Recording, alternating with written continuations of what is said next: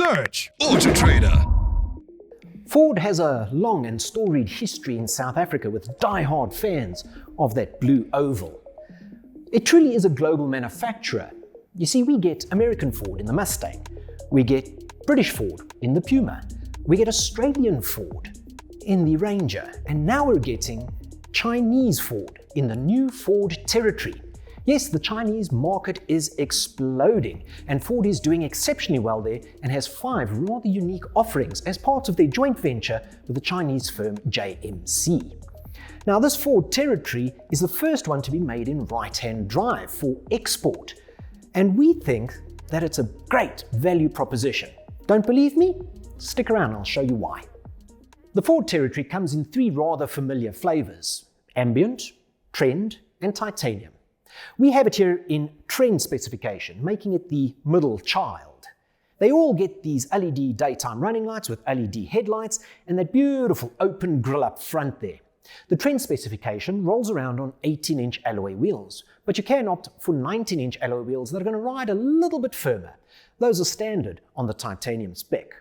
They all get the similar sort of treatment with some bright work around the windows and down in the rocker panel, as well as satin roof rails. Around the back, you're going to get 3D style tail lights, of course with LED technology. Hop on board and you're treated to a stylish and rather well-appointed cabin.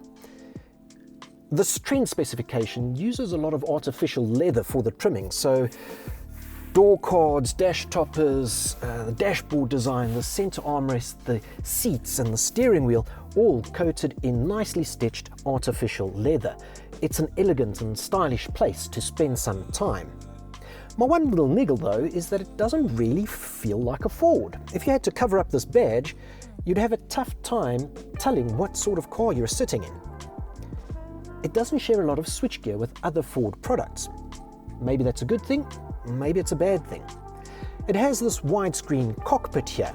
One screen is for the driver and the other one is for the infotainment system. The infotainment system one is a 12-inch unit.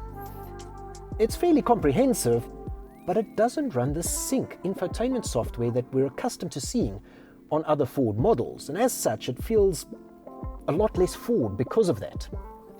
It's not perfect. The steering wheel controls are a little fiddly because you need to switch between, well, vehicle settings and trip computers and then set it so that these buttons do other things for audio controls. So if you want to skip a track, you may find yourself running through your settings instead. A little fiddly, not out of the woods, and very unlike Ford. That's a minor critique. It's something that you do get accustomed to. But the space is impressive. There's over 20 binnacles here for you to store things under here, in here, under here, over there. It's got storage all over the place. This is a great family car, not only for that storage space, but for the space as a whole. The Chinese market loves long wheelbase vehicles. There's a status attached to that limousine-like appearance. And that translates exceptionally well in this new Ford territory because there's tons of legroom back here. It really is spacious back here. There's good headroom, generous shoulder room, and you get 448 litres of packing space back there. And that's even before you started folding down these rear seats. So it is pretty cavernous and ideally suited for that slightly larger family. When it comes to the greasy bits, all 3 derivatives of the Ford territory are powered by the same 4-cylinder 1.8-litre turbocharged EcoBoost engine. It's a petrol engine that they say develops 138 kilowatts and 318 newton meters of torque, but that's on paper. On the road, it feels a lot stronger than what the numbers suggest. Now, Ford says that you can expect combined cycle fuel consumption figures of around 7 litres per 100. In the real world, though, that is a little bit higher. We're seeing 10s here. Admittedly, that's not a lot of highway driving, that's on the commute, but that's where you're going to see a lot of these territories. It sends this power to the front wheels through a 7-speed dual-clutch gearbox, a DCT gearbox, but the programming on it isn't quite there. It's a little hit and miss. You've got 4 different drive modes you can choose from: a normal, eco, a sport, and then oddly enough, a mountain, which is strange because this doesn't have all-wheel drive or 4x4. The brakes are sharp on initial take, but then they lack a little bit of progressive feel. But this is me being very critical.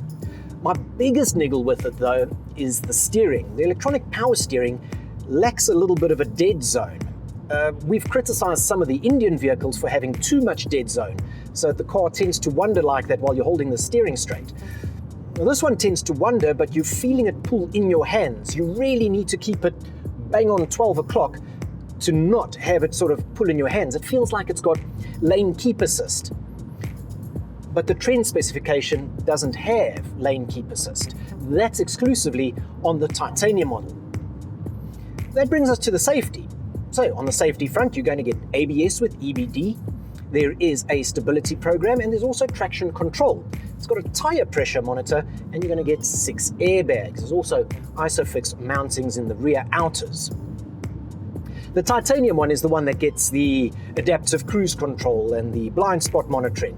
The Trend has to make do without it.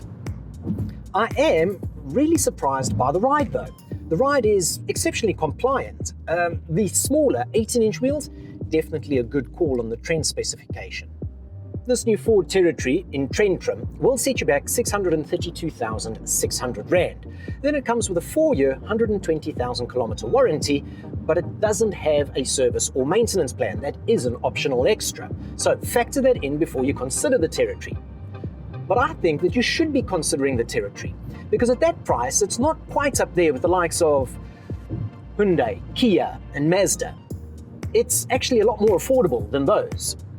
But that said, it is a little more expensive than the likes of the Havols, Omodas, and Cherries. So it finds itself in between these two. And as such, I think we can justify that price tag. You're getting quite a bit of equipment, a pretty decent drive as well, and you're not spending too much money for what is a very spacious and rather comfortable vehicle. I want to thank you very much for watching this review on the new Ford Territory. If you've enjoyed this video, please leave a like, leave a comment below, and don't forget to subscribe to the AutoTrader South Africa YouTube channel, where we'll be bringing you more content in the coming weeks. Search AutoTrader.